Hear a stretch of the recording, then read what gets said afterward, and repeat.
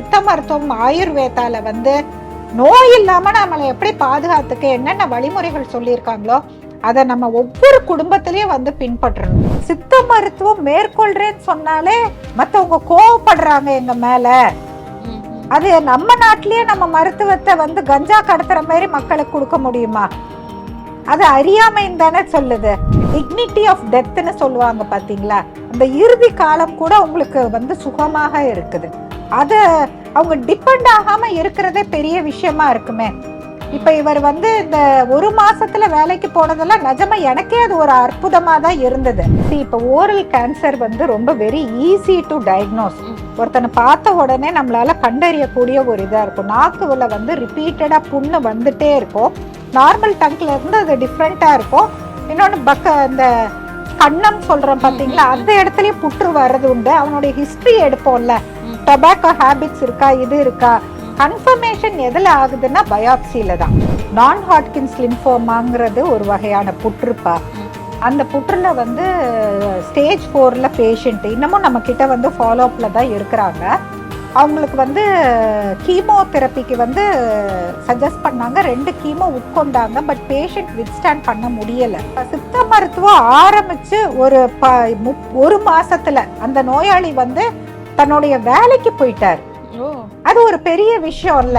இப்போ இவங்க English medicines எடுத்துட்டு இருக்காங்கன்னா கூடவே இந்த சித்தாவையும் ஃபாலோ பண்ணலாமா? தாராளமா.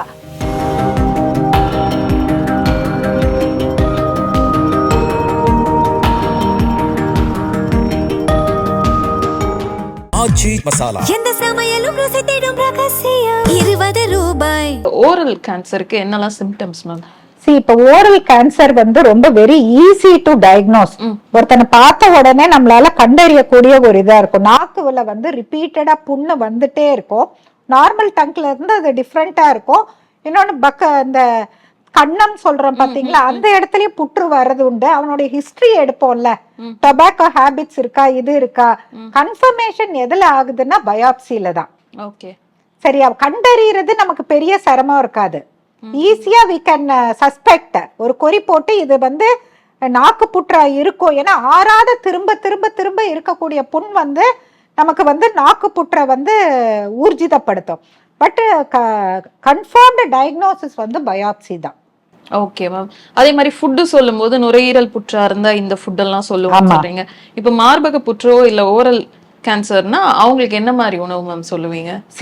அவங்க வெயிட்டை பார்ப்போம். நம்ம இப்ப வந்து ஒபீஸா இருக்காங்கன்னா வெயிட்டை வந்து குறைக்கிறதுக்கு தகுந்தாப்புல உணவு முறை, வாக்கிங், அதான் நம்ம எண்ணெய் குளியல், இன்னொன்னு ஆன்டி ஆக்சிடென்ட் டயட் ஸ்பெசிபிக்கா, இன்னொன்னு எதெல்லாம் வந்து நமக்கு ஹார்மோன்ஸ்ல நல்லா செய்ய வெள்ளை பூசணி ரொம்ப நல்லது, மஞ்சள் பூசணி நல்லது, வாழைப்பூ இதெல்லாம் ஆடடா உங்களுக்கு சொல்லக்கூடியது, வெந்தயம், அந்தந்த இதுக்கு தகுந்தாப்புல. பட் எல்லாருக்குமே வந்து நல்ல புரோட்டீன் ரிச் டயட்டை வந்து நாங்க சஜஸ்ட் பண்றோம். Multiple colour diet. Okay ma'am. இப்ப இந்த முதல்ல நம்ம ஊர்ல வந்துட்டு புற்றுன்னு வந்துருச்சுன்னா கடைசியா தான் சித்தாலேயே வராங்க. சித்த மருத்துவர்களை அணுகிறதே அவங்க லாஸ்ட் ஸ்டேஜ்ல தான் வராங்கன்னு சொல்றீங்க. அந்த மாதிரி வந்தும் அவங்கள உயிர் பிழைக்க வச்சிருக்கீங்களா? நான் ஹாட்கின்ஸ் லிம்போமாங்கிறது ஒரு வகையான புற்றுப்பா. அந்த புற்றுல வந்து ஸ்டேஜ் 4ல பேஷண்ட் இன்னமும் நம்ம கிட்ட வந்து ஃபாலோ அப்ல தான் இருக்கிறாங்க. அவங்களுக்கு வந்து கீமோதெரப்பிக்கு வந்து சஜஸ்ட் பண்ணாங்க. 2 கீமோ உட்கொண்டாங்க. பட் பேஷண்ட் வித்ஸ்டாண்ட் பண்ண முடியல. அவருடைய உடல்நிலை வந்து அதுக்கு ஒத்துழைக்கல. அதுக்கு பிறகு அவங்க வந்து சித்த மருத்துவத்தை நோக்கி பயணிச்சாங்க. அப்ப அவங்களுக்கு வந்து நம்ம சித்த மருந்துகள் தான் கொடுத்தோம். வேற எந்த விதமான இன்டகிரேட்டிவ் ட்ரீட்மெண்ட்டுக்கும் நாங்க போல. ஏன்னா பேஷண்டால வித்ஸ்டாண்ட் பண்ண முடியல. பட் வந்து 6 months கழிச்சு திரும்ப எடுத்து பார்க்கும்போது அவங்களுக்கு வந்து ஹெட் ஆஃப் தி ஃபீமர், பல இடத்துல போன்ஸ், மற்ற இடத்துல இருக்கக்கூடிய எல்லா மெட்டாஸ்டாஸுமே அவங்களுக்கு வந்து ரிசால்வ்டுன்னு ரிப்போர்ட் வந்துருச்சு பெட்ல. அது எங்களுக்கு ரொம்பவே வந்து சந்தோஷமா இருக்கு. பட் அவருக்கு இன்னுமே இம்யூனோ மாடுலேட்டர்ஸ் ட்ரக்ஸை நம்ம கொடுத்துட்டு இருக்கிறோம். சித்த மருத்துவம் ஆரம்பிச்சு ஒரு மாசத்துல அந்த நோயாளி வந்து தன்னுடைய வேலைக்கு போயிட்டார். அது ஒரு பெரிய விஷயம் இல்ல. இப்ப நான் வந்து இப்ப என்னுடைய அனுபவத்துல ஒரு 1000 நோயாளிகள், புற்றுநோயாளிகள் பார்த்திருப்பேன். அதில் சித்த மருந்துகள் மேற்கொள்றதுல என்ன அட்வான்டேஜ்னு பார்த்தா, அவங்க இறுதி நிலையில் வந்தாலும் கூட நம்ம மருந்துகள் போகும்போது அவங்க வந்து நடமாடி வச்சு இருக்கிறாங்க. ஈவன் அந்த டிக்னிட்டி ஆஃப் டெத்ன்னு சொல்லுவாங்க பார்த்தீங்களா, அந்த இறுதி காலம் கூட உங்களுக்கு வந்து சுகமாக இருக்குது. அதை அவங்க டிபெண்ட் ஆகாம இருக்கிறதே பெரிய விஷயமா இருக்குமே. இப்ப இவர் வந்து இந்த 1 மாசத்துல வேலைக்கு போனதெல்லாம் நிஜமா எனக்கே அது ஒரு அற்புதமா தான் இருந்தது. பட் இப்படிப்பட்ட கிளைம்ஸ் எல்லாம் நம்ம ஒரு காமன் இதுல நம்ம சொல்லும்போது இதுக்கெல்லாம் நாங்க பர்ஃபெக்டா டாக்குமெண்ட்ஸ் வச்சிருக்கோம். ஓகே, அவர் வர்றதுக்கு முன்னாடி எப்படி இருந்தாரு, அப்ப அவருடைய ரிப்போர்ட் என்ன, ட்ரீட்மெண்ட் எடுத்த பிறகு அவர் ரிப்போர்ட் என்ன, இன்னொன்று பேஷண்ட்டுடைய வீடியோ டெஸ்டிமோனியல்ஸ் எல்லாமே டாக்குமெண்ட் பண்றோம். ஏன்னா தவறுதெல்லாம் மக்களை வழி நடத்த முடியாதுல்ல. அதே மாதிரி மல்டிபிள் மைலோமாங்கிற இன்னொரு கேஸ்லயும் அப்படிதான். நம்மளுடைய மருந்துகள் போயிட்டு அதுக்கு பிறகு எல்லாம் எடுத்து போகும்போது எவ்ரிதிங் நார்மல்.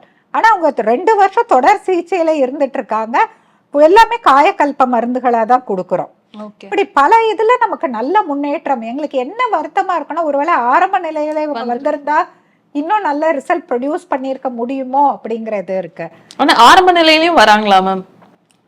வெரி ரேர்ப்பா, வெரி ரேர். ஆரம்ப நிலையில இந்திய மருத்துவத்தை நோக்கி பயணிக்கிறவங்க வெரி ரேர். சப்போஸ் அவங்களுக்கு சர்ஜரி தான் அதுல தீர்வுன்னு வச்சுக்கோங்க. நாங்களே என்ன பண்ணுவோம்னா, வேற எங்கேயும் ஸ்ப்ரெட் இல்லை, லோக்கலைஸ்டா அங்க மட்டும் இருக்கு மார்பக புற்றுனா, நாங்களே we will refer to an oncologist. Omandurar போங்க, இல்ல ஜிஹெச் போங்க, ராயப்பேட்டா போங்க.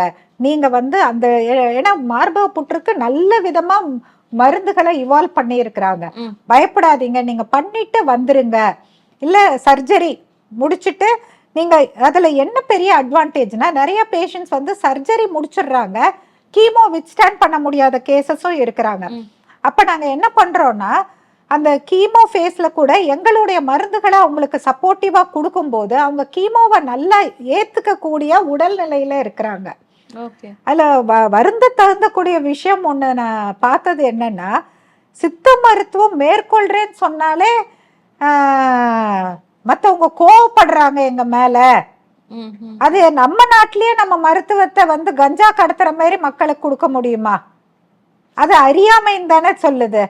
இப்ப ஒரு ஆன்காலஜிஸ்ட் நான் சொல்றேன், ரொம்ப சீனியர் பர்சன், டாக்டர் ஜபர் சிங், 30 வருஷம் அவர் பாக்குறாரு, சீனியர் பர்சன். அவர் பார்த்தா ஒரு நெல்லிக்காய் பத்தியோ ஒரு கருஞ்சீரகம் பத்தியோ இஞ்சி பத்தியும் பேசுறத பார்த்தா நிஜமா அவ்வளவு சந்தோஷமா இருக்கு.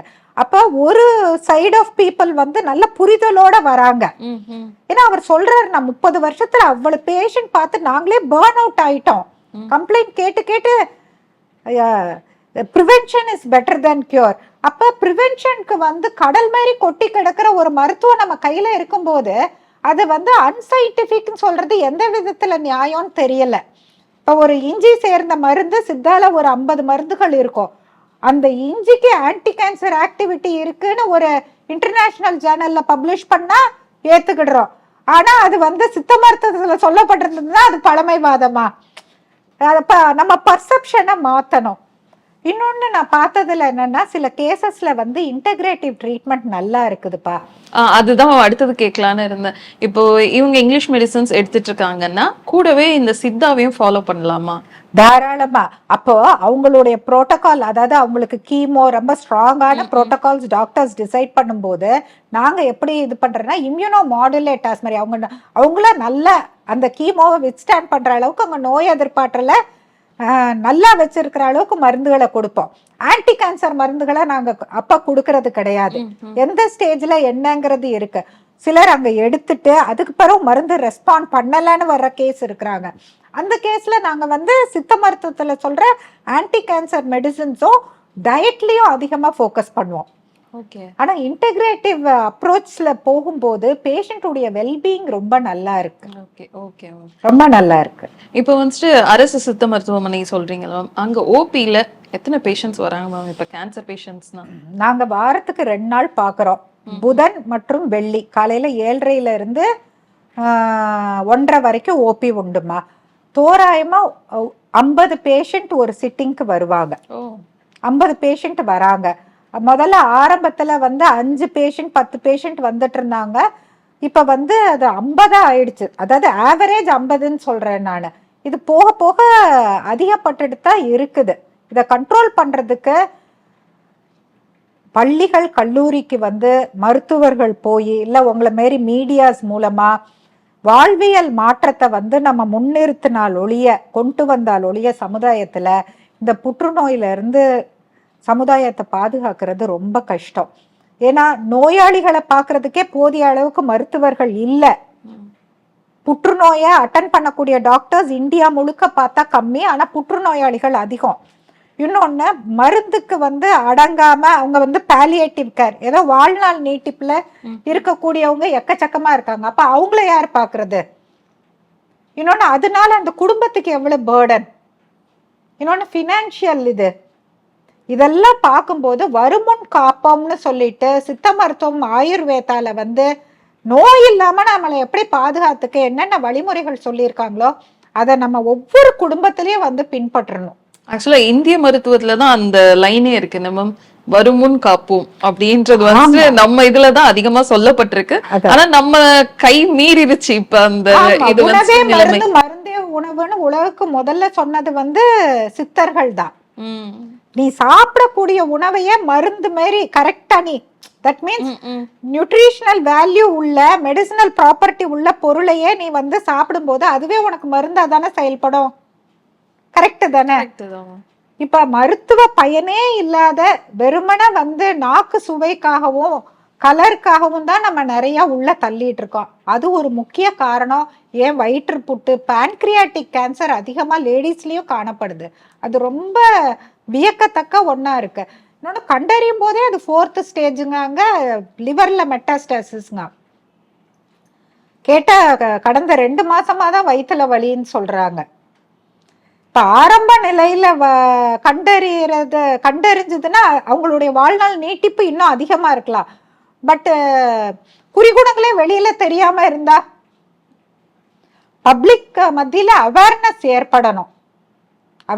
ஏற்படணும். இன்னொன்னு வந்து டிசிப்ளின், இண்டிவிஜுவல் டிசிப்ளினை வந்து என்ஃபோர்ஸ் பண்ணணும். டயட்டு எல்லாத்துலேயும் தான்.